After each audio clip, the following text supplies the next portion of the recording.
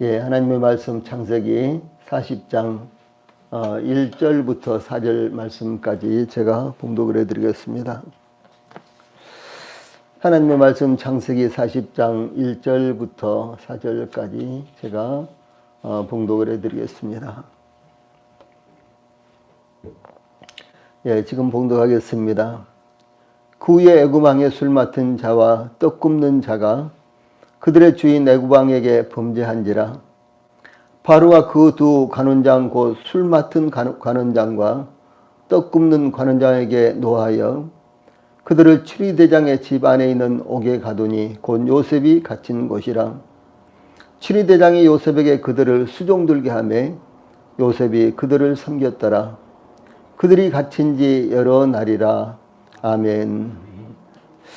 예, 창세기 40장 1절부터 4절 지금 봉독해 드린 이 말씀을 통해서 오늘 저녁에는 하나님의 광야의 훈련학교 이런 주제로 말씀을 전해드리겠습니다. 하나님의 광야의 훈련학교 이런 주제로 말씀을 전해드리겠습니다. 예, 이제 요셉은 자기는 모든 사람들의 마음과 생각 속에 완전히 잊혀져 버렸다고 생각할 수도 있었습니다. 가나안 땅에 사랑하는 아버지 야곱과 형제들에게도 이제는 잊혀진 사람이 되었다고 생각할 만큼 시간이 흘렀으며 또한 먼 거리에 있었습니다. 그러나 하나님께서는 요셉을 가장 필요로 할 때 쓰시기 위해 잠시도 쉬지 않고 준비하시고 계셨던 것입니다. 요셉이 애굽으로 팔려왔던 것도 애굽 왕 바로의 친위대장 보디발의 집에 노예가 되었던 것도 또한 보디발의 아내의 모함으로 인해 누명을 쓰고 왕의 죄수들을 가두는 감옥에 갇힌 것도 하나님의 세심한 인도하심과 계획으로 말미암아 이루어지고 있었습니다. 그러나 그 누구도 그것을 알 수 없었고 특별히 요셉 자신도 그것을 전혀 알 수가 없었습니다. 이것은 저희들에게도 동일한 이와 같은 상황입니다. 하나님께서 지금 저희들을 위해서 무엇을 계획하고 계신지, 왜 이 시간이 저희들에게 필요한지, 왜 이 시간 이런 일들이 저희들에게 필요한지 저희들은 전혀 알지 못하지만 그러나 만사를 규정하시는 이와 같은 하나님께서는 저희들을 위해서 영원한 세대부터 영원까지 모든 것들을 계획하시고 저희들이 그 길을 가도록 인도하신다라고 하는 사실입니다. 여기 중요한 것은 요셉으로서는 하나님의 계획과 인도하심을 전혀 알 수 없었다는데 요셉의 믿음과 인내와 소망이 요구되었다라고 하는 것입니다. 예, 그러므로 요셉은 어떤 상황에서도 낭망하지 않았으며 어떤 형편에 처하든지 성실하게 임하였던 것입니다. 가나안에서도 아버지 야곱의 사랑받는 아들이었으며 아버지의 말씀에 순종하되 끝까지 충성스럽게 순종하였습니다. 보디발의 집에서도 노예로서 성실하게 임하였으며 가정 총무로 섬기게 되었고 감옥에 갇힌 후에도 간수장은 감옥의 모든 죄수를 다 요셉의 손에 맡김으로 그 재반 사물을 요셉이 처리하도록 일림했습니다. 이것은 요셉이 낙심하지 않고 어떤 절망적인 상황에서도 이 맡겨진 일에 충성스럽게 온 힘을 다 기울였다는 것을 의미합니다. 이것이 바로 꿈을 가진 사람의 모습이며 믿음의 사람의 모습이 되는 것입니다. 제일 먼저 1절 말씀에는 왕의 장관들과 한 감옥에 갇히게 되는 요셉의 모습이 나타나고 있습니다. 1절 그 후에 애굽 왕의 술 맡은 자와 떡 굽는 자가 그들의 주인 애굽 왕에게 범죄한지라 라는 말씀은 비록 요셉이 왕의 죄수들을 가두는 감옥에 갇혔지만 그 감옥에서 애굽 왕 바로의 장관들과 만나게 된 배경을 설명하고 있습니다. 요셉은 가나안 땅에서 온 히브리 사람이요 노예였기 때문에 애굽의 고급 관리를 만난다는 것은 불가능한 일이었습니다. 그러나 감옥이라는 한정된 곳에서 애굽 왕 바로의 장관들을 만나게 되었습니다. 요셉은 노예가 되어 애굽 왕의 친위대장 보디발을 만났으며 이제는 누명을 쓴 죄수가 되어 왕의 죄수들을 가두는 감옥에 들어가게 되자 애굽 왕의 장관들을 만나게 된 것입니다. 이 본문에 그 후에라는 말로 이렇게 시작되죠. 이 그 후에 이 말씀은 문자적으로 이 말씀들 후에라는 뜻으로 요셉이 감옥에 들어간 이후에 일어난 사건들이라는 것을 의미하고 있습니다. 그러니까 요셉이 감옥에 들어가서 이제 간수장의 신뢰를 받아서 감옥의 재반 업무를 다 총괄하고 있을 때 그때 이제 바로의 두 장관들이 죄를 범하고 바로 요셉이 갇혀 있는 그 감옥에 들어왔다라고 하는 사실을 말씀하는 것입니다. 그래서 요셉이 억울한 누명을 쓰고 왕의 죄수들을 가두는 감옥에 들어가게 됐는데 요셉의 나이가 약 27세쯤으로 애굽에 팔려온 지 약 10년쯤 되었을 때였습니다. 그때 애굽왕의 술 맡은 자와 떡 굽는 자가 그들의 주인 애굽왕에게 범죄한지라라고 그때 일어난 상황이 감옥에 갇힌 요셉과 관련을 맺고 있는 것을 설명하고 있습니다. 애굽왕의 장관들이 애굽왕에게 범죄한 것이 감옥에 갇혀 있는 노예로 팔려온 요셉과 무슨 관련이 되겠습니까?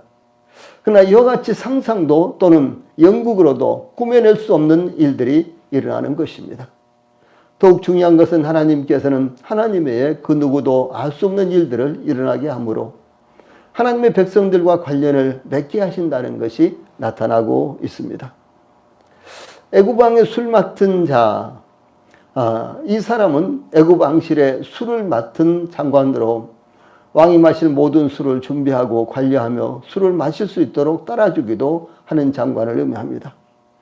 즉 왕의 잔에 술을 따라주며 시중드는 것 이상으로 왕의 자문과 국정의 논의의 상대로서 왕의 측근인 아주 최측근인 장관을 의미합니다. 또 떡 굽는 자는 왕이 먹는 음식을 모두 책임지는 장관을 의미합니다. 특히 고대에서는 왕의 음식과 술을 관리하는 직책은 대단히 중요했는데 왕을 독살하는 일이 자주 발생했기 때문입니다. 그러므로 이들은 빈번하게 일어나는 궁중 음모에 관련되지 않은 자들로 왕의 두터운 신임을 받은 자들이었습니다. 느헤미야는 예루살렘이 회파되고 성문이 소실되었다는 소식을 듣고 앉아서 수일 동안 슬퍼하며 하늘의 하나님 앞에 금식하며 기도하였는데 그러던 중에 왕의 술관원이 되었다라고 이렇게 증가하고 있습니다. 그때 느헤미야는 예루살렘으로 귀환하여 예루살렘 성을 중건하라는 허락을 황제로부터 받을 수도 있었습니다. 이 술 맡은 자와 떡 굽는 자로 소개되는 이 두 사람의 장관은 왕실의 술을 총괄하고 또한 왕실의 양식과 음식을 총괄하는 장관들이었습니다. 그러므로 막중한 책임을 가진 장관들이었으며 왕이 가장 신뢰하고 가까이 하는 신하들이었던 것입니다.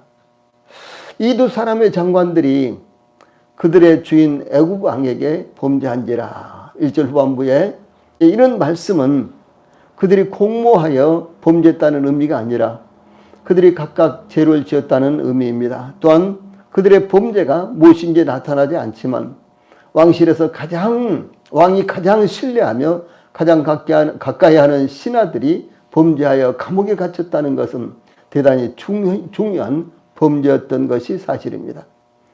요셉이 노예 신분으로 왕의 죄수들을 가두는 감옥에 갇힌 것은 절망적인 상황이었습니다. 더구나 노예의 신분으로 왕이나 고위직에 있는 관리들을 만나거나 접견한다는 것은 불가능한 일이었습니다. 그러나 요셉이 왕의 죄수들을 가두는 감옥에 갇혔을 때 비록 죄 때문에 갇혔지만 왕의 최측근인 두 장관을 만날 수 있는 계기가 되었다라고 하는 사실입니다.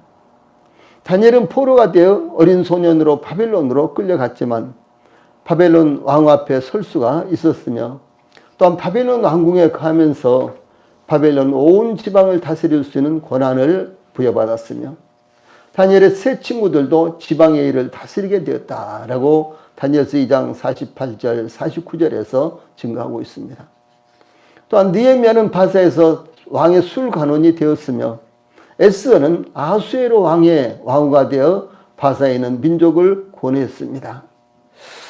이런 모든 인물들이 모두 다 노예로 끌려갔다거나 포로가 되어서 끌려갔습니다. 얼마나 비참한 일입니까? 그런데도 불구하고 하나님께서 그들이 상상도 할 수 없는 이와 같은 위치에서 자기 백성들을 섬길 수 있도록 또 하나님을 증거할 수 있도록 이렇게 역사하셨던 것을 볼 수가 있습니다.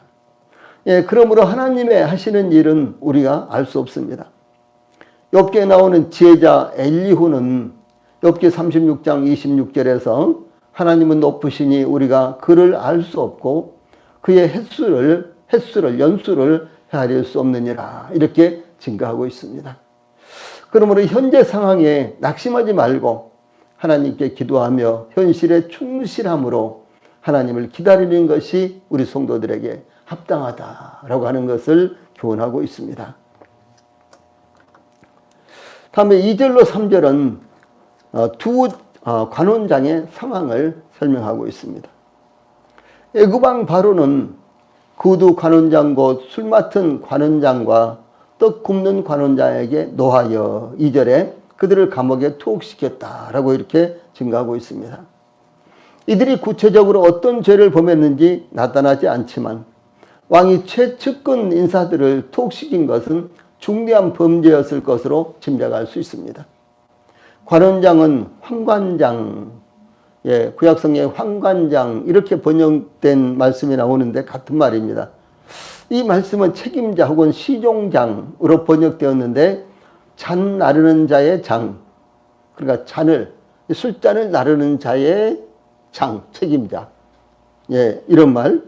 또 마시도록 주는 잔 나르는 자 이런 말을 의미합니다. 그러므로 그 술 맡은 자, 그 떡 굽는 자로 언급하고 있습니다. 이들이 투옥된 것에 대해서 애굽왕 바로가 술에 취해 그들을 투옥시켰다거나 이 관리들이 애굽왕을 독살시키려는 음모에 가담하였다가 투옥당하는 추측도 있지만 정확한 것은 아닙니다. 만약 이 두 장관들이 왕을 독살시키려는 음모에 가담했다면 감옥에 갇히는 것이 아니라 즉시 처형되고 말았을 것입니다. 이와 같이 요셉이 왕의 죄수들을 가두는 감옥에 갇힌 후 애굽왕의 술 맡은 자와 떡 굽는 자가 그들의 주인 애굽왕에게 범죄함으로 요셉이 갇힌 왕의 죄수들을 가두는 감옥에 갇혀 요셉과 같은 감옥에 갇히는 사건이 발생한 것입니다. 예, 그러므로 본문에서 대단히 중요한 핵심은 애굽왕 바로의 술 맡은 관원장과 떡 굽는 관원장이 구체적으로 어떤 죄를 범했느냐, 예, 이런 문제보다는 그들의 왕 바로에게 범죄함으로 요셉이 갇힌 감옥에 갇혔다라고 하는 것이 참 중요한 것입니다. 이 두 가지 사건은 아무런 관계가 없는 것처럼 보이지만 그러니까 요셉이 왕의 죄수들을 가두는 감옥에 들어가는 것과 그리고 두 장관들이 왕에게 범죄하여 이제 왕의 죄수들을 가두는 감옥에 들어가는 것, 전혀 별개의 사건입니다. 그렇죠? 그래서 이 전혀 별개의 사건이 아무런 관련도 없는 것으로 보이지만 하나님께서 친밀하고 세밀하게 계획하시고 역사하신 것이었습니다. 마치 연극 배우가 각본에 따라 연기를 하는 것과 똑같은 현상이었습니다.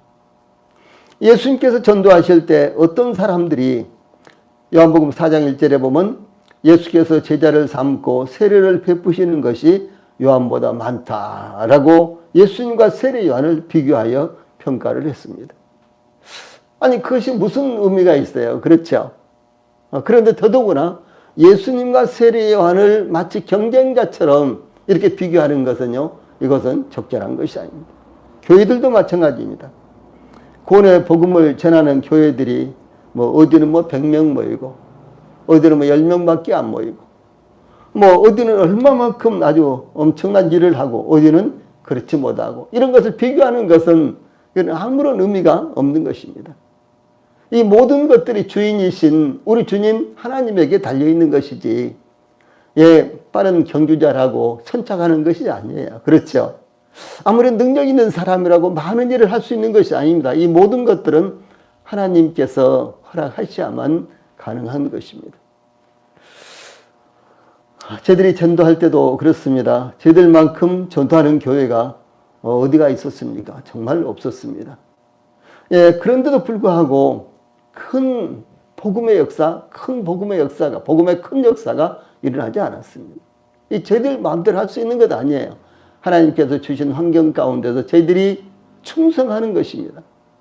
최선을 다하는 것입니다. 그리고 하나님께서 그것을 활용하셔서 어떻게 하실까? 그것은 하나님의 몫이다라고 하는 사실입니다. 그런데 이와 같이 예수께서 제자를 삼고 세례를 베푸는 것이 세례 요한보다 더 많다. 이렇게 비교를 하는 이와 같은 말이 또 돌았다는 거죠. 그런데 더 중요한 것은요.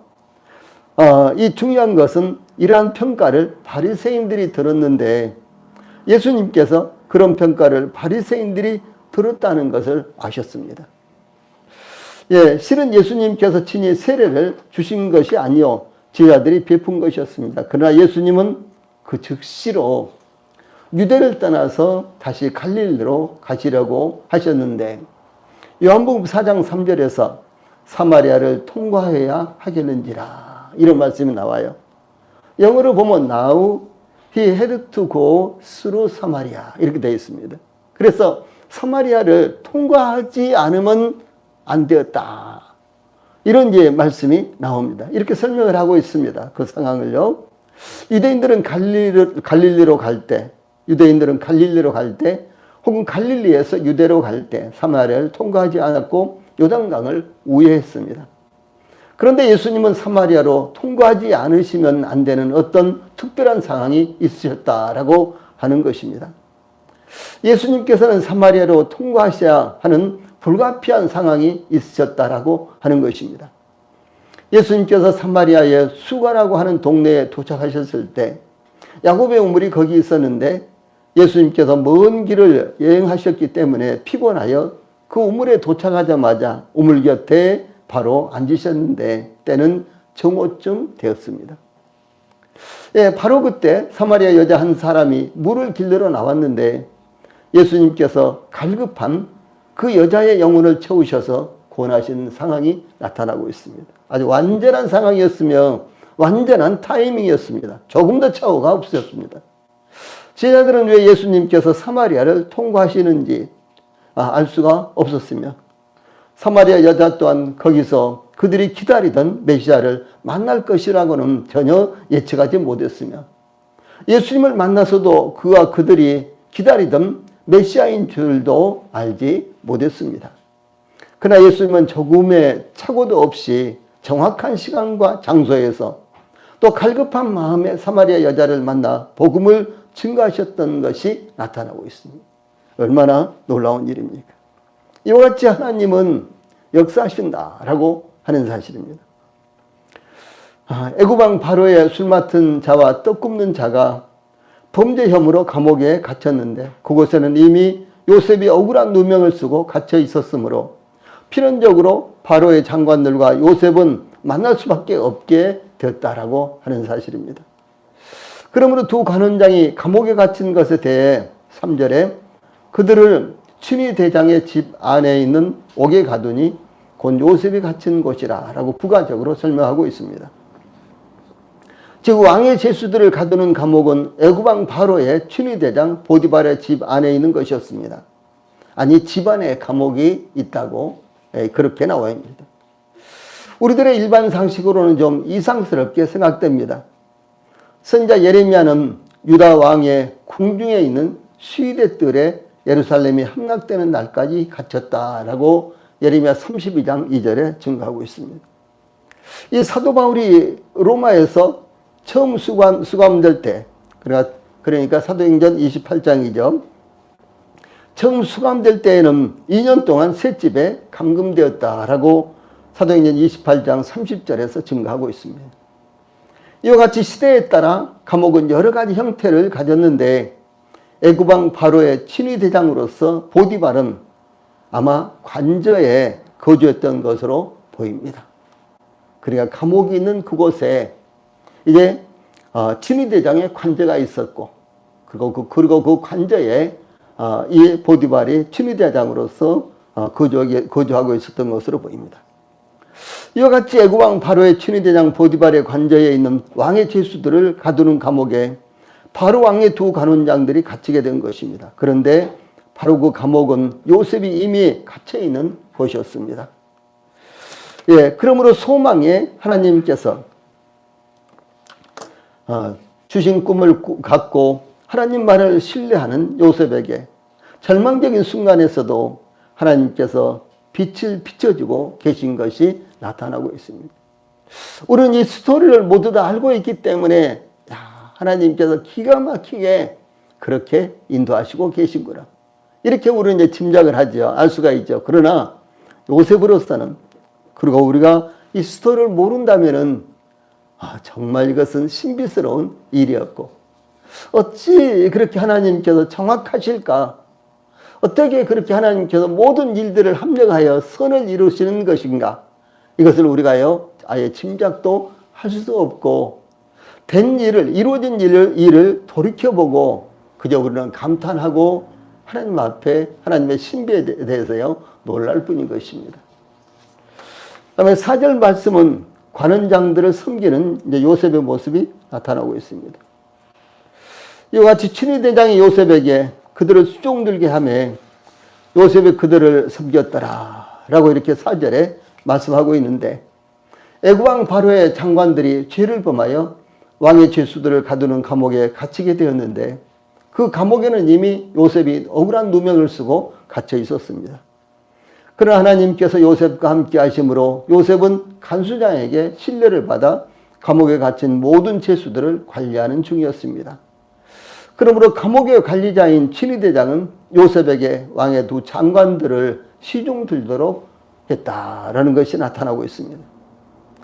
요셉은 누명을 쓰고 감옥에 갇혔는데 그 누명에 대해 변명조차 할 기회가 없었습니다. 그리고 우리가 39장을 참고했습니다만 39장에 보면, 창세기 39장에 보면 요셉이 전혀 변명할 기회가 없어요. 자기를 이렇게 해서 나는 죄를 전혀 범하지 않았습니다, 나는 전혀 그런 사람이 아닙니다라고 요셉은 그런 변명을 할 기회가 전혀 없었습니다. 더구나 요셉은 정식 재판도 받지 않은 상태에서 왕의 죄수들을 가두는 감옥에 갇혔습니다. 또한 요셉이 애국왕 바로에게 죄를 범한 것은 더더욱 없었던 일입니다. 그러므로 요셉은 억울하게 누명을 썼지만 재판이나 사실조사도 없이 왕의 죄수들을 가두는 감옥에 갇히고 말았던 것입니다. 하나님께서 요셉과 함께 하심으로 요셉이 행하는 모든 것이 다 형통하였는데 요셉에게 감옥에 갇힐 만한 이유가 없었습니다. 잘못이 없었습니다. 그런데도 왜 하나님께서 요셉이 이와 같이 누명을 쓰고 재판도 없이 왕의 죄수들을 가두는 감옥에 처하도록 하셨을까요? 요셉이 노예로 팔린 것이나 누명을 쓰고 감옥에 갇히게 된 것은 하나님의 백성들과 인류를 위해서 위대하게 쓰시기 위해서 하나님께서 요셉을 하나님의 광야 학교에서 훈련을 받게 하셨던 기간이었다라고 하는 사실을 우리는 알게 됩니다. 대부분의 그리스도인들이 예수님을 영접하고 난 후에 광야 학교에서 훈련을 받습니다. 예수님을 영접한 후에 10년이 지난 다음에라도, 아마 예수님을 영접한 후에 시시때때로 이와 같은 광야 학교에서 하나님으로부터 훈련을 받습니다. 이 광야 학교가 아니면 하나님께서 원하시는 사람으로, 쓰임 받을 만한 사람으로 준비되지 않기 때문에 하나님께서 광야 학교를 마련하시는 것입니다. 아브라함은 하나님의 부르심을 받아 갈대아우를 떠나 가나안 땅에 도착하였지만 그에게 주어진 땅은 아무것도 없었습니다. 그는 하나님의 약속의 말씀을 붙들고 묵묵히 견디며 훈련을 받은 결과 결국은 가나안 땅의 주인이 되었습니다. 이삭은 아버지 아브라함에게 순종하는 훈련을 받았습니다. 그러므로 그는 언제나 묵묵히 하나님을 기다리는 믿음의 족장으로 계보를 이어왔습니다. 예를 들어서 아브라함의 늙은 종을 불러서 이제 이삭의 신부를 하란에서 구해오라고 이렇게 보낼 때, 아버지, 그래도 제가 가야죠. 아니면 제가 동행하겠습니다. 그렇지 않았잖아요. 최종적으로는 제가 결정해야죠. 제가 가겠습니다. 이렇게 하지 않았어요. 예, 거기에 이삭은 전혀 보이지 않았습니다. 예, 단지 아브라함의 늙은 종이 하란에서 신부를 구해오자, 그리고 가나안 땅에 도착했을 때 그때 이삭의 모습이 보입니다. 참 놀랍지 않아요? 이삭은 참으로 순종하는 이와 같은 사람이었습니다. 예. 그런데 이삭이 이렇게 철저하게 순종하기까지 이삭에게도요, 하나님의 광야학교를 거치게 하셨다라고 하는 사실입니다. 그래서 그는 이삭은 언제나 묵묵히 하나님을 기다리는 믿음의 족장으로 계보를 이어오고 있는 모습이 나타납니다. 야곱은 장자권을 획득하고 장자의 축복을 받았지만 20년 동안 애삼촌 라반에게 혹독한 시험을 받았습니다. 모세는 고난받는 동포를 구하겠다는 마음으로 시작했지만 광야로 도망쳐 미디안 광야학교에서 40년 동안 훈련을 받았습니다. 다윗이 거인 골리앗을 문맷돌로 물리치기까지 베들레헴 광야에서 훈련을 받았으며 이스라엘 왕으로 기름 부음을 받은 후 10년 이상을 도망다니면서 유대 광야에서 숲속에서 블레셋에서 이스라엘의 왕으로서의 훈련을 받은 모습이 나타나고 있습니다.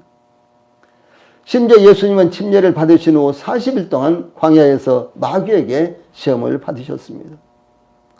예, 사도 바울도 다메섹 도상에서 주 예수님을 만나 다메섹에서 즉시 복음을 전했지만 그런데 곧바로 아라비아의 광야 학교에서 훈련을 받은 모습이 갈라디아서 2장에 나타나고 있습니다.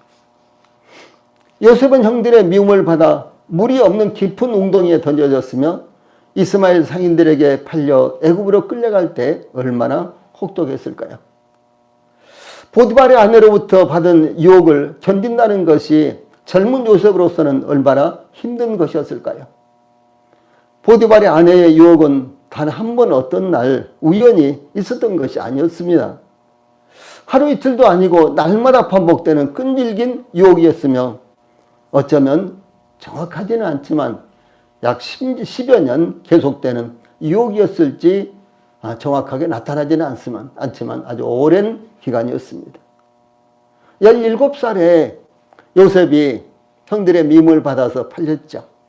그리고 30살에 이제 바로에게 등용되어서 애굽의 총리가 됐습니다. 그 기간이 몇 년입니까? 13년이었어요. 예. 그런데 감옥에서 2년 있던 걸로 보이고요. 그러므로 약 10년 정도를 보디발의 집에서 있으면서 그 10년 정도를 이와 같은 유혹을 참고 견디고 이겨냈다라고 하는 사실입니다. 그러나 요셉이 보디발의 아내의 유혹을 물리치고 이겨낸다고 누군가 칭찬한다거나 요셉에게 상급을 준다거나 영견되는 것도 아니었습니다. 특히 하나님의 칭찬이나 격려도 나타나지 않았습니다. 오히려 요셉이 보디발의 아내의 유혹을 물리치고 이겨낸 결과는 왕의 죄수들을 가두는 감옥에 갇히는 것이었다라고 하는 사실입니다. 더 어려운 상황에 빠졌다라고 하는 것입니다. 이와 같이 광야의 학교에서 훈련을 받을 때 견디기 힘들고 이겨내기 힘든 훈련을 받지만 그 결과는 예상과는 달리 더욱 고통받고 어려운 환경을 당하게 되는 경우도 있다는 것을 우리에게 가르쳐주는 모범적인 사례다라는 것입니다. 그러므로 히브리서 저자는 히브리서 11장 35절에서 또 어떤 이들은 더 좋은 부활을 얻고자 하여 심한 고문을 받되 구차히 풀려나기를 원하지 아니하였으며 라고 이렇게 증가하고 있습니다. 예, 고난을 받도 죽으면서도 변명하지 않았다는 것이죠. 그냥 감당했다라고 하는 사실입니다. 왜? 더 좋은 부활을 얻고자 해요. 무슨 말씀입니까? 하나님 앞에 가서 잘했다고 칭찬받는 것이 더 좋았기 때문에. 예, 하나님 앞에 가는 것이 더 좋았기 때문에 기꺼이 그것을 받아들였다라고 증거하고 있습니다.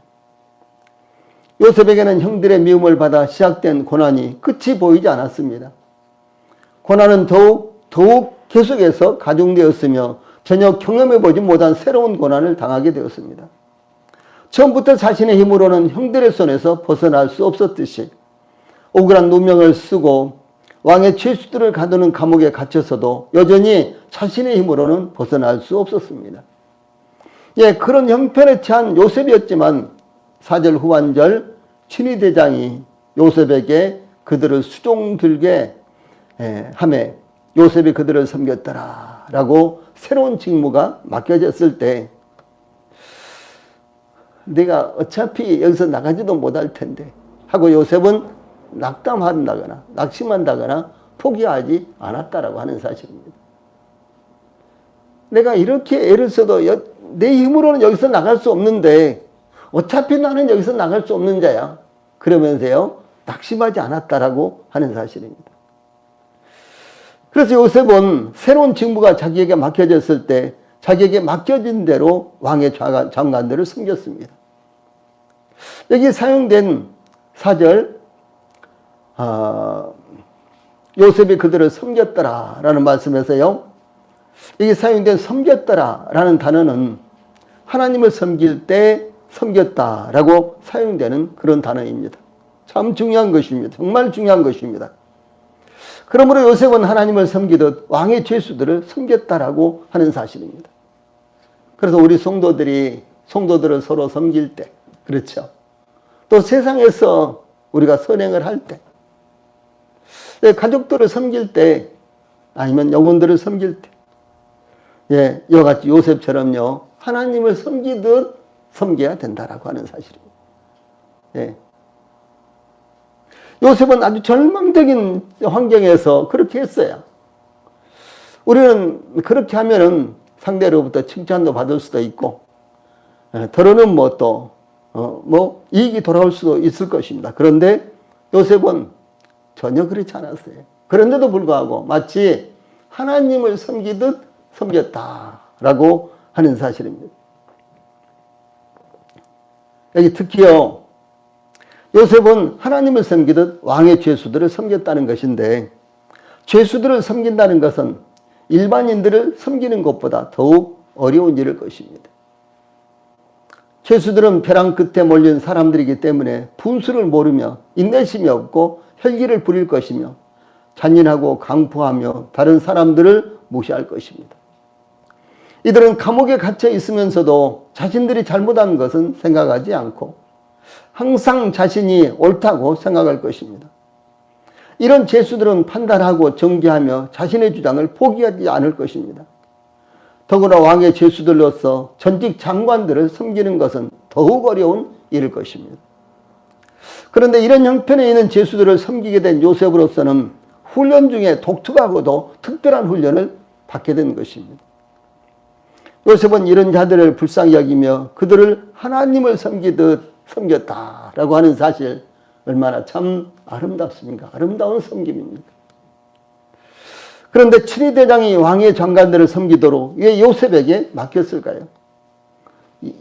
이거 눈에 보기도 싫은데 그래야 되지 않습니까? 그렇죠? 예? 이거 꼴도 보기 싫은데 이렇게 해야 되지 않겠어요? 그런데 왜 요셉을 더 등용해서 이 중요한 일에 사용하고 있을까요? 친위대장인 보디발은 요셉이 그의 아내를 겁탈하려다가 도망친 것으로 여겨 감옥에 가뒀는데, 그런데도 요셉에게 특별한 임무를 맡겼던 것입니다. 친위대장 보디발이 이와 같이 요셉에게 특별한 임무를 맡겼던 것은 하나님께서 요셉과 함께 하심을 보았으며, 또한 하나님께서 요셉의 범사에 형통하게 하심을 친위대장 보디발이 보았기 때문입니다. 그것은 혹시 관원장들이 풀려났을 때를 생각하고 최선을 다해 섬기는 뜻이었을 것입니다. 관원장들이 혹시 풀려난다면 최선을 다해서 섬긴 친위대장 자신을 그들이 잊지 않고 왕에게 친위대장 참 대단한 사람이에요, 이렇게 말 한마디라도 해주기를 바라고 그렇게 했을 것입니다. 또한 간수장 역시 하나님께서 요셉과 함께 하시고 인자를 더하시며 범사의 요셉을 형통하게 하시는 것을 보았던 것입니다. 그러므로 보디발이나 간수장으로서는 이와 같은 사람이 필요할 때 요셉을 쓸 수밖에 없게 되었던 것입니다. 그러므로 정말로 필요한 사람, 특별할 때 부르지 않을 수 없는 사람이 되어야 하는데, 그것은 하나님께서 함께 하시는 사람만이 가능한 것입니다.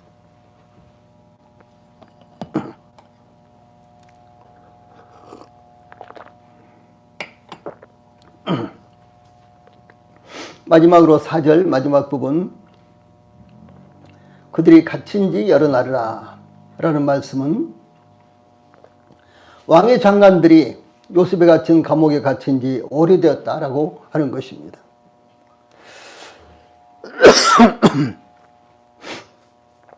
이것은 요셉이 그들을 섬긴 지 오래되었다는 것을 의미하기도 하는 것입니다. 그러므로 요셉의 감옥 생활도 익숙해졌으며 또한 요셉이 그들을 섬기는 것도 익숙해졌을 것입니다. 고난 가운데 섬기는 것이 익숙해진 것입니다. 그런 상황이 이루어질 때 비로소 하나님께 쓰임을 받게 되는 순간이 온다라고 하는 사실입니다. 예, 그러므로 우리 성도들도 요셉을 모델로 삼아 광야의 학교에서 하나님의 사람으로 훈련을 잘 받으시기 바랍니다. 기도하시겠습니다.